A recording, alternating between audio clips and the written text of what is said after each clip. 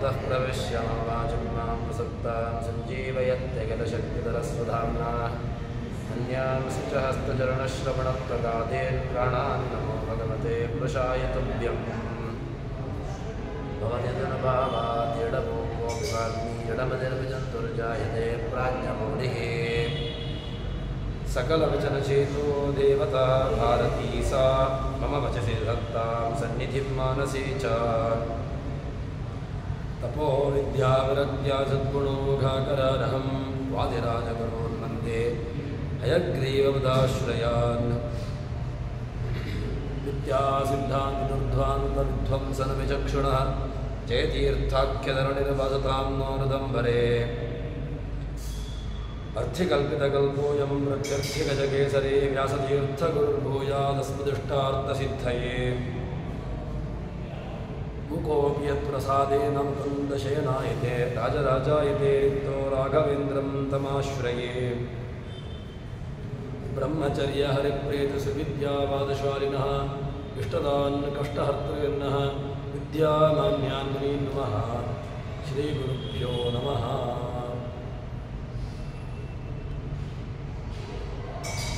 ಭಗವಂತನ ಸರ್ವಕರ್ತೃತ್ವ, ಭಗವಂತನ ವ್ಯಾಪ್ತಿ, ಭಗವಂತನಲ್ಲಿ ಮಾತ್ರ ಸ್ವಾತಂತ್ರ್ಯಾದಿ ಗುಣಗಳು ಇರುವುದು ಎಂಬ ಚಿಂತನೆ ಯಾರಿಗಿದೆಯೋ ಅಂತಹ ಜೀವರಾಶಿಯು ಮಾಡುವಂತಹ ಸಕಲ ಕರ್ಮಗಳು ಕೂಡ ಅದು ಸಾರ್ಥಕ ಅಂತನಿಸಿಕೊಡ್ತದೆ.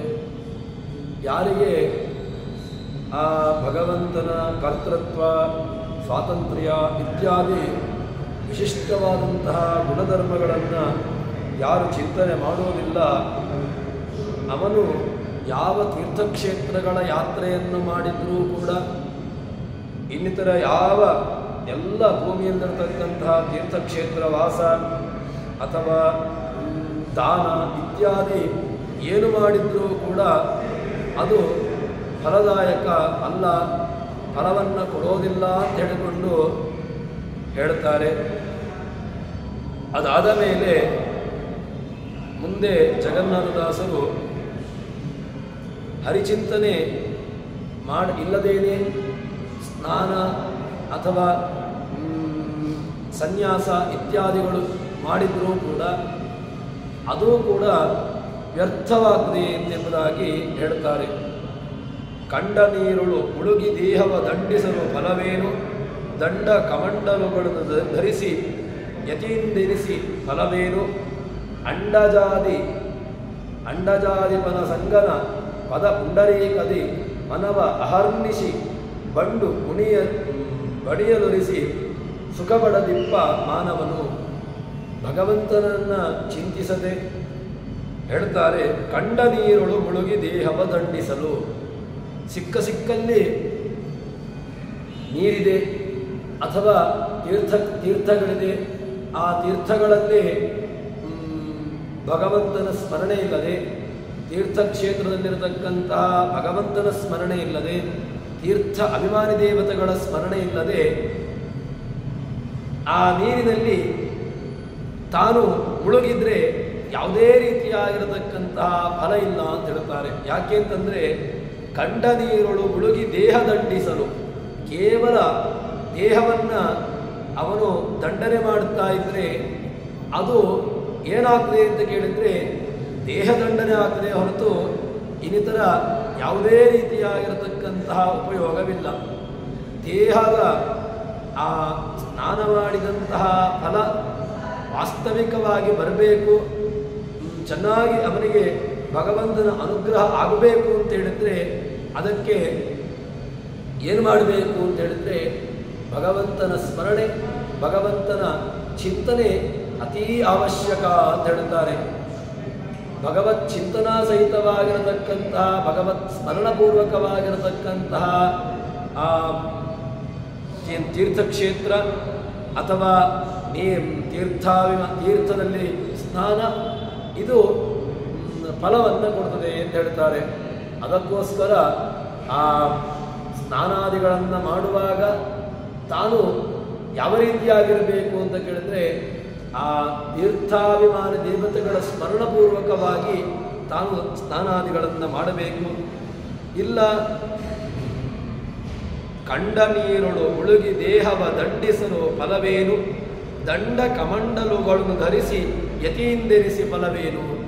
ತಾನು ದಂಡವನ್ನು ಹಿಡ್ಕೊಂಡು ಕಮಂಡಲವನ್ನು ಹಿಡ್ಕೊಂಡು ತಾನು ಸನ್ಯಾಸಿಯಾಗಿದ್ದೇನೆ, ನಾನು ಎಲ್ಲವನ್ನೂ ಬಿಟ್ಟಿದ್ದೇನೆ ಅಂತ ಹೇಳಿಕೊಂಡು ಸನ್ಯಾಸಿ ಸನ್ಯಾಸಿ ಅಂತ ಹೇಳಿಕೊಂಡು ತಿರುಗಾಡ್ತಾ ಕೂತ್ಕೊಂಡ್ರೆ ಒಳಗಿನ ವ್ಯವಸ್ಥೆಗಳು ಅಂತಃಕರಣಾದಿಗಳಲ್ಲಿ ಭಗವತ್ ಚಿಂತನೆ ಅಥವಾ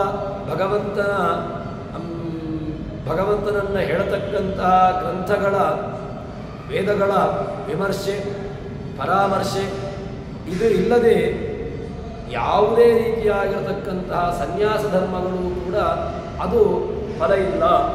ಕೇವಲ ದಂಡವನ್ನು ಹಿಡ್ಕೊಂಡಿದ್ದಾನೆ, ಕೈಯಲ್ಲಿ ಕಮಂಡಲವನ್ನು ಹಿಡ್ಕೊಂಡಿದ್ದಾನೆ, ಕೇಶಮುಂಡನವನ್ನು ಮಾಡಿಕೊಂಡಿದ್ದಾನೆ ಅಂತ ಹೇಳಿದರೆ ಆವಾಗ ಆ ಕೇಶಮುಂಡನವಾಗಲಿ ಅಥವಾ ದಂಡ ಕಮಂಡಲುಗಳಾಗಲಿ ಯಾವುದೇ ರೀತಿಯಾಗಿ ಫಲವನ್ನು ಕೊಡೋದಿಲ್ಲ ಅಂತ. ಮತ್ತೇನು ಬೇಕು?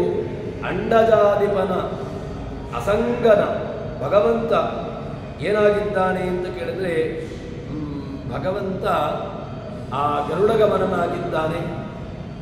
ಅಂತಹ ಗರುಡಗಮನನಾಗಿರತಕ್ಕಂತಹ ಗರುಡಾರೂಢನಾಗಿರತಕ್ಕಂತಹ ಭಗವಂತನ ಪದ ಕಮಲಗಳಲ್ಲಿ ಸ್ಮರಣೆ ಹೇಗಿರಬೇಕು?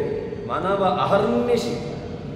ಅದು ಹೇಗಿರಬೇಕು ಅಂತ ಕೇಳಿದ್ರೆ ಅದರಲ್ಲಿ ಕಿಂಚಿತ್ತೂ ಕೂಡ ವಿಸ್ಮರಣೆ ಆಗಬಾರದು.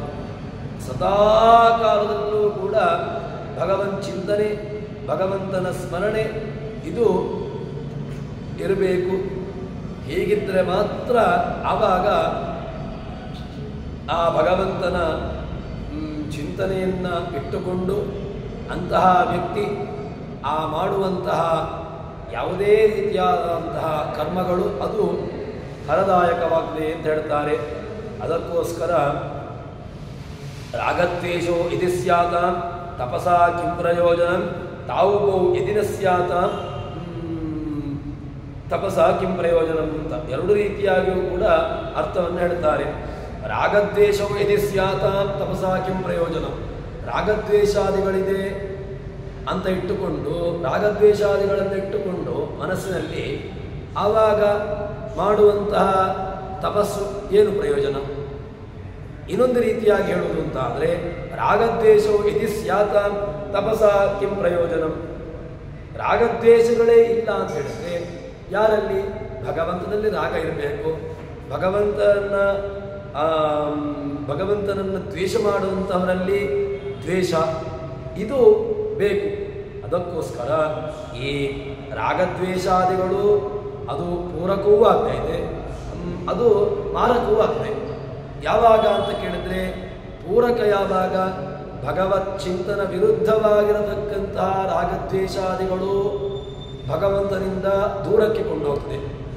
ಭಗವಂತನನ್ನು ನೋಡಬೇಕು, ಭಗವಂತನನ್ನು ಕಾಣಬೇಕು, ಅತ್ಯಂತ ಉತ್ಕೃಷ್ಟವಾದಂತಹ ಭಗವತ್ ಚಿಂತನೆಯನ್ನು ಮಾಡಬೇಕು ಎಂಬಂತಹ ರಾಗ ಭಗವದ್ವೇಷಗಳಲ್ಲಿ ಅವರಲ್ಲಿ ದ್ವೇಷ. ಇದು ಉಳ್ಳವನಿಗೆ ಭಗವಂತನ ಅನುಗ್ರಹ ಇದು ನಿಶ್ಚಯವಾಗಿ ಸಿಗ್ತದೆ ಎಂಬಂತಹ ಒಂದು ಅಂಶವನ್ನು ಜಗನ್ನಾಥದಾಸರು ನಮಗೆ ತಿಳಿಸಿಕೊಡುತ್ತಾರೆ. ಅಂಡಜಾದಿಪನ ಅಸಂಗನ ಪದ ಪುಂಡರೀಕದಿ ಮನವ ಅಹರ್ನಿಶಿ. ಹೇಗಿರಬೇಕು? ಅಹರ್ನಿಶಿ. ಅದು ಯಾವುದೋ ಒಂದು ಕಾಲಕ್ಕೆ ಬಂದು ಹೋಗುವಂತಹದ್ದಾಗಬಾರದು. ಮನಸ್ಸು ಭಗವಂತನ ಕಡೆಗೆ ಹೇಗಿರಬೇಕು ಅಂತ ಕೇಳಿದ್ರೆ ಅಹರ್ನಿಶಿ. ಅದು ಬೆಳಗ್ಗೆ ರಾತ್ರಿ ಒಂದು ಕ್ಷಣವೂ ಕೂಡ ಭಗವಂತನನ್ನು ಬಿಟ್ಟು ಅದು ಅಲುಗಾಡಬಾರದು. ಹಾಗಿದ್ದರೆ ಮಾತ್ರ ಆವಾಗ ಈ ತಾನು ಮಾಡುವಂತಹ ಯಾವುದೇ ಕ್ರಿಯೆಗಳು ಅದು ಕರ್ಮ ಫಲವಾಗ್ತದೆ. ಭಗವಂತನನ್ನು ಸ್ಮರಣೆ ಮಾಡಿಕೊಂಡು ತಾನು ತೀರ್ಥಕ್ಷೇತ್ರಗಳನ್ನು ಸಂಚಾರ ಮಾಡಿ ಆ ತೀರ್ಥಕ್ಷೇತ್ರಗಳಲ್ಲಿರತಕ್ಕಂತಹ ತೀರ್ಥಗಳು, ತೀರ್ಥ ಅಭಿಮಾನಿ ದೇವತೆಗಳು, ಆ ತೀರ್ಥಾಭಿಮಾನಿ ದೇವತೆಗಳಿಗೂ ಕೂಡ ಪರಮ ಮುಖ್ಯನಾಗಿರತಕ್ಕಂತಹ ಸ್ವಾಮಿಯಾದಂತಹ ಭಗವಂತ, ಅವನ ಗುಣಚಿಂತನೆ, ಅವನ ಪದಗಳ ಚಿಂತನೆ, ಅವನ ಭಗವಂತನ ಸ್ಮರಣೆ ಇದು ಇಟ್ಟುಕೊಂಡು ಮಾಡುವಂತಹ ಕ್ರಿಯೆಗಳು. ಅದಾದ ಮೇಲೆ ಭಗವತ್ ಚಿಂತನೆ ರಹಿತವಾಗಿರತಕ್ಕಂತಹ ಸನ್ಯಾಸಿಯಾಗಿದ್ದಾನೆ. ಸನ್ಯಾಸಿಯಾಗಿದ್ದರೆ ಆ ಭಗವತ್ ಚಿಂತನೆ ರಹಿತವಾದಂತಹ ಸನ್ಯಾಸ ಏನು ಪ್ರಯೋಜನ? ಭಗವಂತನ ಬಗ್ಗೆ ಗೊತ್ತಿಲ್ಲ, ಭಗವಂತನ ಬಗ್ಗೆ ಕೇಳಬೇಕು ಎಂಬಂತಹ ಹಂಬಲ ಇಲ್ಲ. ಈ ರೀತಿಯಾಗಿರತಕ್ಕಂತಹ ಸನ್ಯಾಸ ಇದು ಯಾವುದೇ ರೀತಿಯಾಗಿ ನಮಗೆ ಫಲ ಕೊಡುವುದಿಲ್ಲ ಎಂಬುದಾಗಿ ಹೇಳ್ತಾರೆ. ಅದಕ್ಕೋಸ್ಕರ ಭಗವಂತನನ್ನು ಚೆನ್ನಾಗಿ ಶಾಸ್ತ್ರಗಳ ಶಾಸ್ತ್ರಾವಮರ್ಶನ ಅಂತ ದೊಡ್ಡ ಸಂದೇಶವನ್ನು ಕೊಡ್ತಾರೆ. ಶಾಸ್ತ್ರಾವಮರ್ಶನ ಶಬ್ದಕ್ಕೆ ಶಾಸ್ತ್ರದ ಹಿನ್ನೆಲೆಯಲ್ಲಿ ಹಿನ್ನೆಲೆಯಲ್ಲಿದ್ದುಕೊಂಡು ತಾನು ಭಗವಂತನ ಚಿಂತನೆಯನ್ನು ನಡೆಸಬೇಕು ಎಂಬುದಾಗಿ ನಮಗೆ ಜಗನ್ನಾಥದಾಸರು ಇಲ್ಲಿ ಎಚ್ಚರಿಕೆಯನ್ನು ಕೊಡುತ್ತಾರೆ.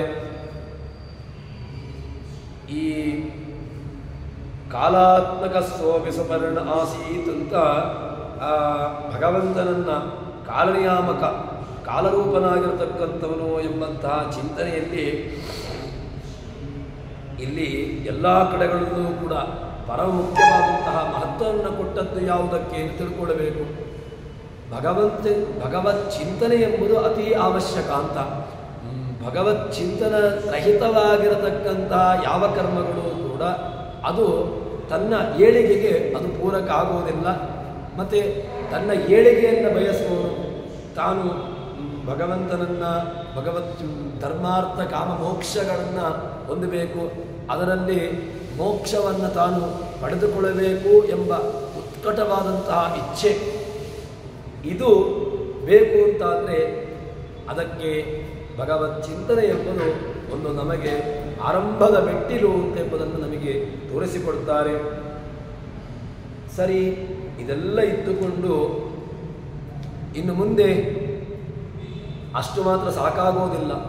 ಅದರ ಜೊತೆಗೆ ಇನ್ನಷ್ಟು ಕೆಲವೊಂದಷ್ಟು ನಿಯಮಗಳನ್ನು ಹೇಳ್ತಾರೆ.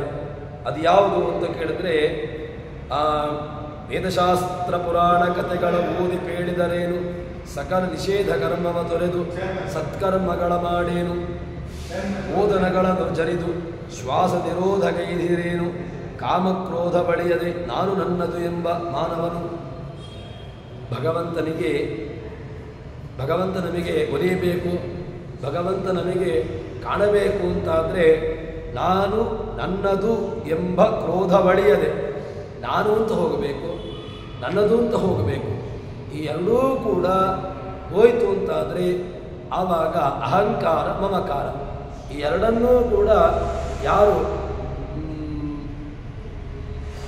ದೂರಕ್ಕೆ ತಳ್ಳಿದ್ದಾನೆ, ಇದು ಯಾರಿಂದ ದೂರಕ್ಕೆ ಹೊರಟು ಹೋಗಿದೆ ಅಂಥವನಿಗೆ ಭಗವಂತ ಕಾಣುತ್ತಾನೆ ಅಂತ.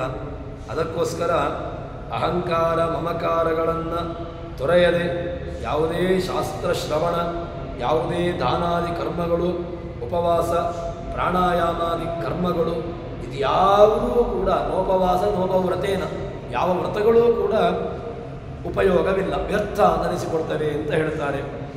ವೇದಶಾಸ್ತ್ರ ಪುರಾಣಗಳ ಓದಿ ಬೇಡಿದರೇನು, ಭಗವಂತ ಇದನ್ನು ನಮ್ಮಿಂದ ಮಾಡಿಸಬೇಕು. ನಿಷೇಧವಾದಂತಹ ಕರ್ಮಗಳನ್ನು ಯಾವುದು ಶಾಸ್ತ್ರದಿಂದ ನಿಷೇಧಿಸಲ್ಪಟ್ಟಿದೆ, ಶಾಸ್ತ್ರಗಳು ಯಾವುದನ್ನು ಮಾಡಲೇಬಾರದು ಅಂತೆಂಬುದನ್ನು ಹೇಳಿದೆ, ಅಂತಹ ನಿಷೇಧ ಕರ್ಮಗಳನ್ನು ಬಿಟ್ಟು ಸತ್ಕರ್ಮಗಳನ್ನು ಮಾಡಬೇಕು. ಮತ್ತು ಕೇವಲ ಆಹಾರವನ್ನು ಯಾವುದೇ ರೀತಿಯಾಗಿರತಕ್ಕಂಥ ಆಹಾರದಲ್ಲಿ ನಿಯಮ ತಾನು ಏನು ಮಾಡಿಕೊಳ್ತಾನೆ, ತುಂಬ ನಿಯಮವನ್ನು ಮಾಡಿಕೊಳ್ತಾನೆ. ಅದನ್ನು ತಿನ್ನಬಾರ್ದು, ಇದನ್ನು ತಿನ್ನಬಾರ್ದು, ಆ ರೀತಿಯಾಗಿರಬೇಕು, ಈ ರೀತಿಯಾಗಿರಬೇಕು ಎಂಬಂತಹ ನಿಯಮವನ್ನು ಮಾಡಿಕೊಳ್ತಾನೆ. ಆದರೆ ಎಲ್ಲ ನಿಯಮಗಳು ಯಾವಾಗ ಉಪಕಾರ ಅಂತ ಕೇಳಿದರೆ, ತಾನು ಕಾಮಕ್ರೋಧಗಳನ್ನು ದೂರಗೊಳಿಸಬೇಕು. ಕಾಮವೂ ಇರಬಾರ್ದು, ಕ್ರೋಧವೂ ಇರಬಾರ್ದು. ಇದು ಎರಡೂ ಕೂಡ ಯಾರಿಂದ ದೂರಕ್ಕೆ ಹೊರಟು ಹೋಗಿದೆ ಅಂಥವನಿಗೆ ಭಗವಂತ ಕಾಣಿಸಿಕೊಡುತ್ತಾನೆ ಅಂತ. ನಿಷೇಧ ಧರ್ಮಕರ್ತಾಪಿ ಅಭಕ್ತಸ್ತೆ ನರಕೇ ಹರೇ ಸುಧಾತಿಷ್ಠತೆ ಭಕ್ತಶ್ಚೇತ್ ಬ್ರಹ್ಮಾಪಿ ವಿಮುಚ್ಯತೆ. ಕಿಂ ವಿದ್ಯೆಯ ಕಿಂ ತಪಸ ಕಿಂ ದಾನೇನ ಶ್ರುತೇನ ವ ಕಿಂ ವಿವ್ಯಕ್ತೇನ ಮೌನೇನ ಸ್ತ್ರೀಭಿಃ ಯಸ್ಯ ಮನೋಹೃತಂ. ಯಸ್ಯ ಸ್ತ್ರೀಭಿಃ ಮನಃ ಹೃತಂ, ಯಾರ ಮನಸ್ಸು ಇತರ ಲೌಕಿಕವಾಗಿರತಕ್ಕಂತಹ ವ್ಯವಸ್ಥೆಯಲ್ಲಿ ಯಾರ ಮನಸ್ಸು ಅನುರಕ್ತವಾಗಿದೆಯೋ ಅವನ ಆ ವಿದ್ಯೆ ಇದ್ರೇನು, ಅಥವಾ ತಪಸ್ಸನ್ನು ಮಾಡಿದ್ರೇನು, ಅಥವಾ ಯಾವುದೇ ರೀತಿಯಾಗಿರತಕ್ಕಂತಹ ದಾನವನ್ನು ಮಾಡಿದ್ರೇನು, ಅಥವಾ ಬಹಳಷ್ಟು ಕೇಳಿದ್ರೂ ಕೂಡ ಏನು ಫಲ, ಕಿಂ ವಿವೇಕ್ತೇನ, ಅಷ್ಟೇ ರೀತಿಯಾಗಿರತಕ್ಕಂತಹ ವಿವೇಚನೆಗಳಿದ್ದರೂ ಕೂಡ ಅವನ ಮನಸ್ಸು ಈ ಲೌಕಿಕವಾಗಿರತಕ್ಕಂತಹ ವ್ಯವಸ್ಥೆಯಿಂದ ಹೊರಕ್ಕೆ ಹೋಗದೆ ಅದೇ ಲೌಕಿಕವಾಗಿರತಕ್ಕಂತಹ ವ್ಯವಸ್ಥೆಯಲ್ಲಿ ತನ್ನ ಮನಸ್ಸು ಅನುರಕ್ತವಾಗಿತ್ತು ಅಂತ ಹೇಳಿದ್ರೆ ಏನು ಫಲವೂ ಕೂಡ ಬರೋದಿಲ್ಲ ಅಂತ ಹೇಳ್ತಾರೆ. ಕಠೋಪನಿಷತ್ತಿನ ಮಾತನ್ನು ನಾವು ಇಲ್ಲಿ ಅನುಸಂಧಾನ ಮಾಡಿಕೊಳ್ಳಬೇಕು. ನಾಯಮಾತ್ಮ ಪ್ರವಚನೆ ಲಭ್ಯ ನ ಮೇಧಯ ನ ಬಹುನಾಶ್ರುತೇನ ಯಮೈವೇ ಜವೃಣತೆ ತೇನ ಲಭ್ಯಸ್ತಸ್ಯೈಷ ಆತ್ಮ ವಿವೃಣತೆ ತನೂಂ ಸ್ವ. ನಾಯಮಾತ್ಮ ಪ್ರವಚನೆ ಲಭ್ಯ, ಆತ್ಮ ನ ಪ್ರವಚನೆ ಲಭ್ಯ. ಭಗವಂತ ಪ್ರವಚನಕ್ಕೆ ಸಿಗ್ತಾನ ಅಂತ ಕೇಳಿದ್ರೆ ನ ಅಯಮಾತ್ಮ ಪ್ರವಚನೆ ಲಭ್ಯ. ಪ್ರಕೃಷ್ಟ ವಚನ ಯಾವುದು ವೇದಗಳು, ಅದರಿಂದ ಪೂರ್ಣವಾಗಿ ಸಿಗ್ತಾನ ಅಂತ ಕೇಳಿದ್ರೆ ಇಲ್ಲ.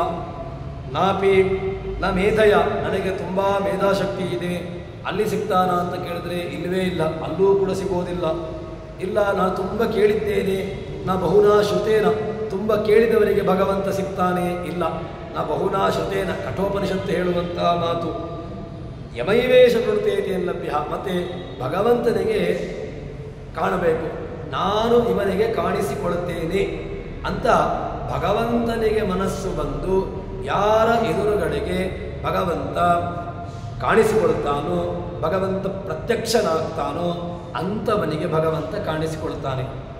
ಮತ್ತೆ ಯಮೈವೇಶ ವೃಣತೇನ ಲಭ್ಯ, ಯಾರು ತನ್ನವ ಎಂಬುದಾಗಿ ಭಗವಂತ ಸ್ವೀಕಾರ ಮಾಡಬೇಕು ಅಂಥವರಿಗೆ ಭಗವಂತ ಕಾಣುತ್ತಾನೆ ಅಂತ.